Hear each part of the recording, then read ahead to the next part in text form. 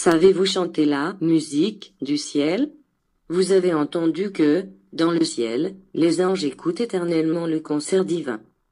Si vous vous arrêtez devant ce sens figuratif, alors faites attention de ne pas croire que, dans la gloire, s'écoutent aussi des musiques semblables à celles que vous êtes habitués d'écouter sur la terre. Qui pense de la sorte aura sombré dans une complète erreur de matérialisme. En revanche, celui qui, en entendant parler de la musique du ciel et du bonheur des anges qui écoutent, pense à l'harmonie avec Dieu dans le divin concert, celui-là aura été dans le vrai. Mais, comment se fait-il que certains ne le comprennent pas de cette manière, étant donné que chacun de vous porte en son esprit une note du concert universel? Comment peut-il se faire que, en écoutant cette parole, il s'en trouve qu'ils ne la comprennent pas, ou qu'ils ne la ressentent pas ou qu'ils l'interprètent mal? Ô mes enfants bien-aimés, cherchez la lumière dans la prière, parce que vous êtes fragiles dans votre entendement.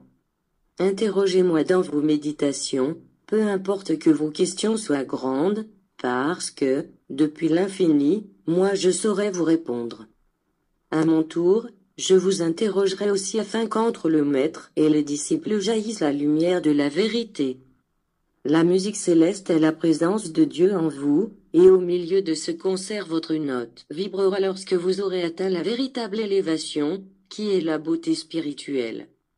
Elle est la musique céleste et le chant des anges.